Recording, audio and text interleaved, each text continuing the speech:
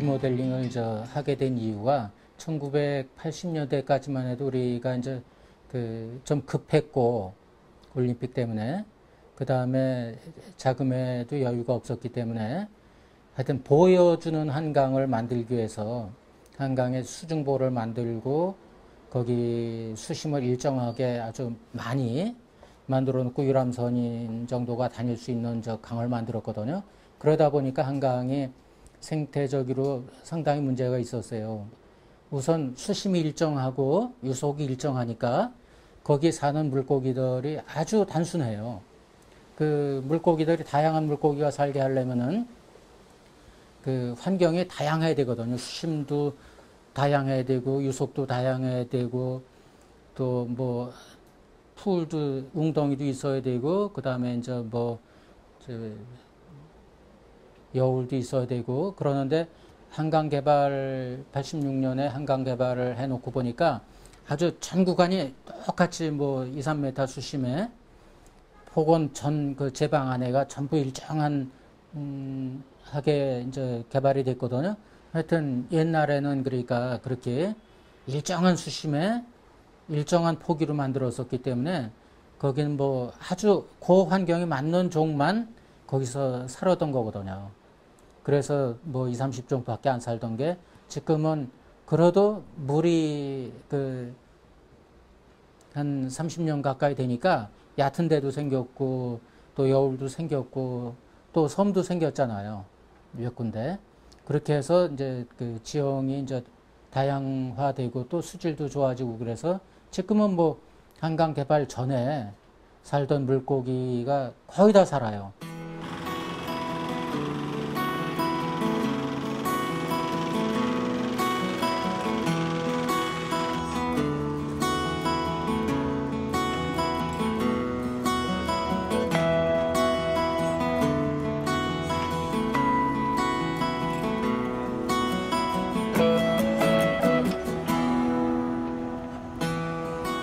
르네상스 위원회에서 제가 이제 제일 먼저 제안했던 게 그 살아있는 한강을 만들자 해서 이제 살아있는 한강을 만들려면은 우선은 옛날에 그 한강이 개발되기 전에 이루어지던 행위가 전부 이루어져야 된다고 생각을 하거든요. 그래서 우선 물놀이도 할 수 있어야 되고 그 다음에 그 다음에 이제 낚시도 할 수 있어야 되고 어선도 떠야 되고 그 다음에 이제 배도 다녀야 되고 한강이 사실은 옛날에 굉장히 큰 그 수로였거든요. 배가 다니는 큰 길이었거든요. 그래서 그런 게 전부 이루어져야 살아있는 한강이라고 이제 생각하기 때문에 앞으로는 그러니까 그 한강 개발 전에 살던 생물들이 전부 살 수 있게 하고 또 사람도 그 한강 개발이 되기 전에 50년대 이전에 하던 그 행위가 전부 이루어질 수 있도록 하는 게 하여튼 서울시의 목표죠. 그러니까 그 물고기나 그 하천 생물들이 전부 옛날 살던 생물이 전부 이제 살 수 있게 하고 그 다음에 사람도 수영도 할 수 있고 낚시도 할 수 있고 또 어부들이 물고기도 잡는 또 배도 다닐 수 있는 그런 한강이 되도록 그러니까 하는 게 목표겠죠.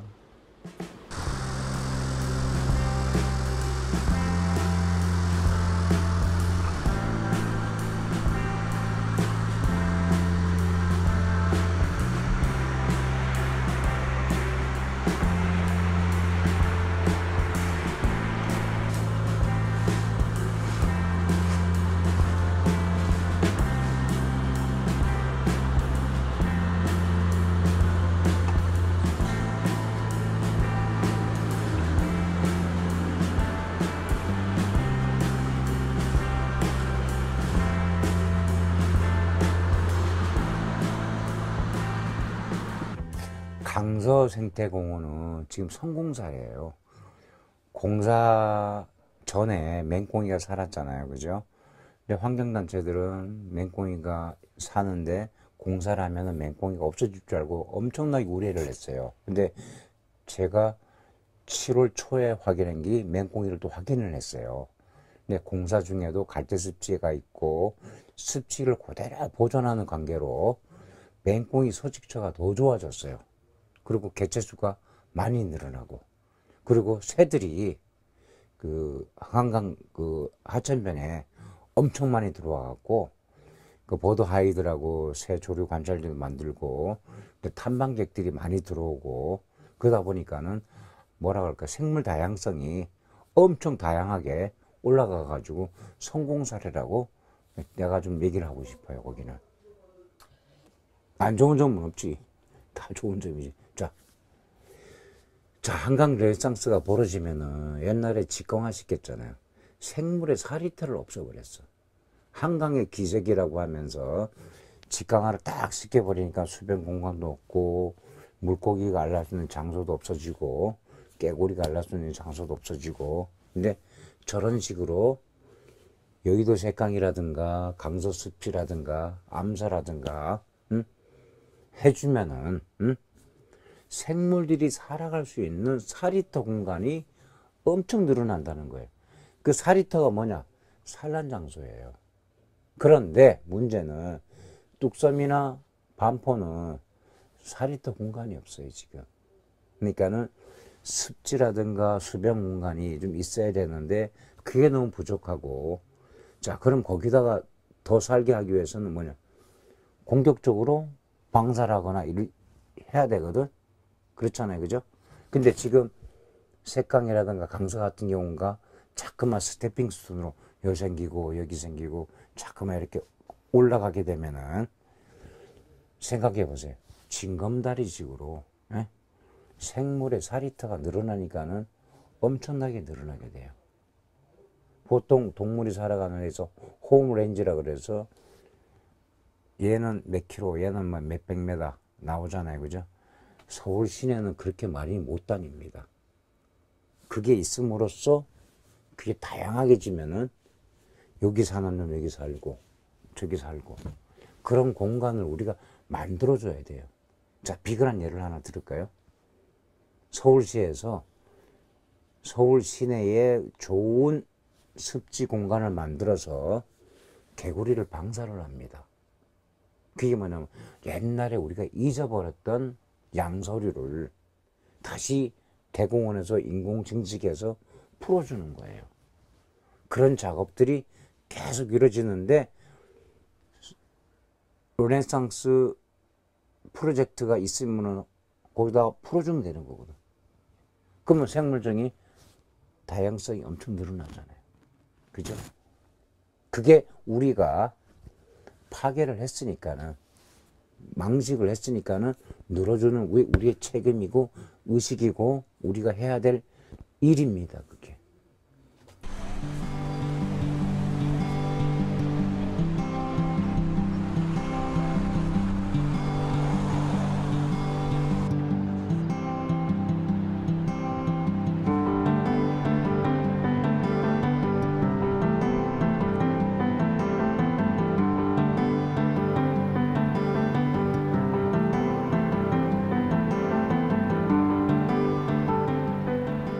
현재 그 암사동 생태 경관 보전 지역은 다른 지역에 비해서 다양한 그 조류들이나 생물들이 살고 있습니다.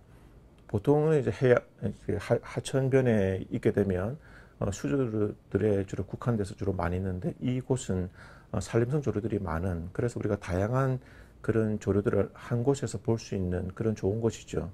그래서 이번 그 한강 사업을 통해서, 정비 사업을 통해서 좀 더 다양한 수조류들을 더 많은 개체수가 휴식할 수 있는 곳으로서 유지 발전시킬 수 있을 거라고 기대가 됩니다.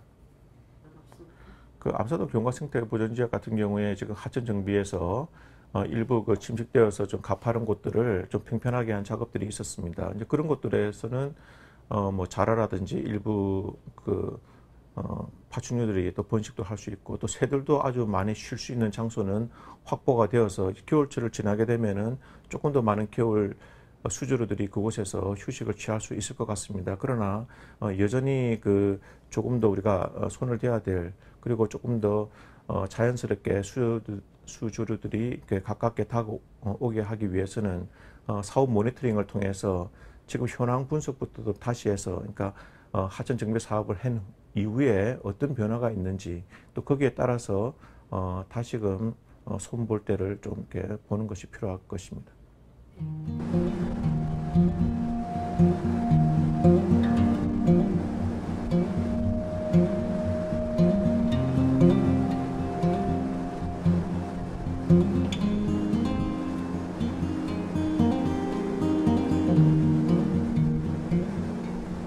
한강의 밤섬은 전 세계적으로 한 국가의 도시 속에 이렇게 대단히의 조류 서식지를 가지고 있는 곳은 없다고 할 수 있습니다.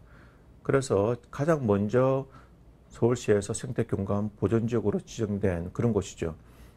특히 이 밤섬 생태경관 보전지역에는 특히 겨울철에 수많은 아주 새들이 여기에 모여들고 있습니다. 그래서 우리가 보통 보면은 한 2,000에서 4,000, 또 많을 때는 그보다 더 많은 개체수가 이곳에서 겨울을 나는 우리나라 전체 생태계에서 보더라도 가장 중요한 조류 서식지 하나라고 할 수 있죠.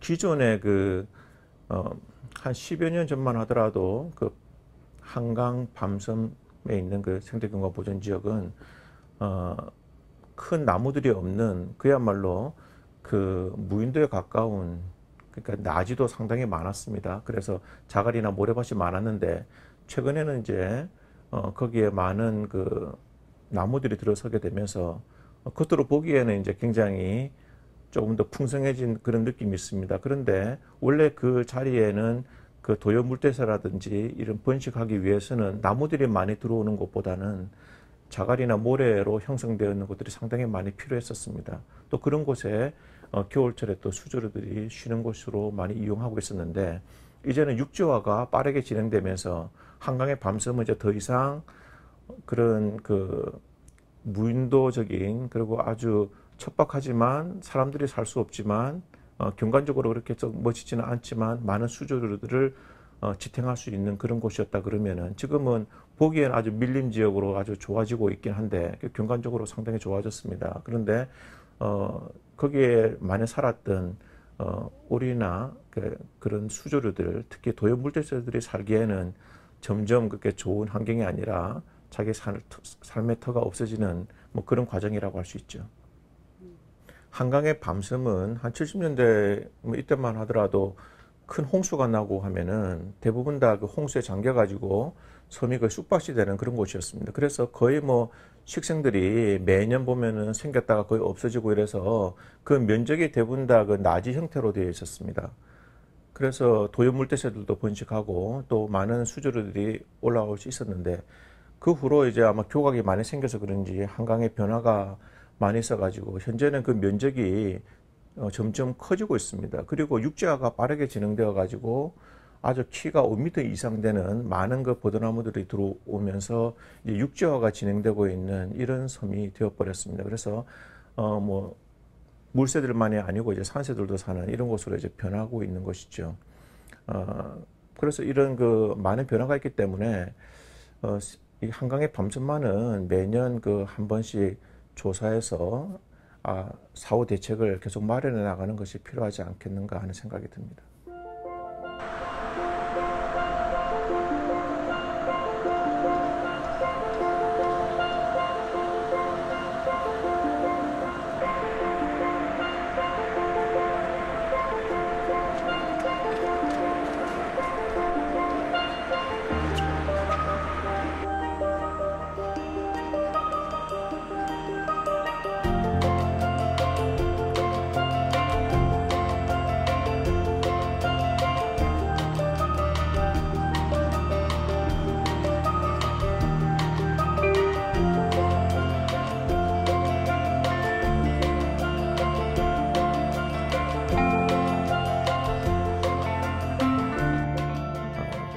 한강 하류에 위치한 강서 습지생태공원은 많은 새들한테는 굉장히 좋은 설지를 제공하고 있습니다. 특히 한강에서는 보기 어려운 큰 대형 조류들이 많이 있습니다. 거기에는 큰 기러기, 쇠기러기, 게리 이런 우리가 잘 보기 힘든 그 대형 조류들을 서울에서 볼 수 있는, 그것도 대규모로 볼 수 있는 유일한 곳이라고 할 수 있습니다.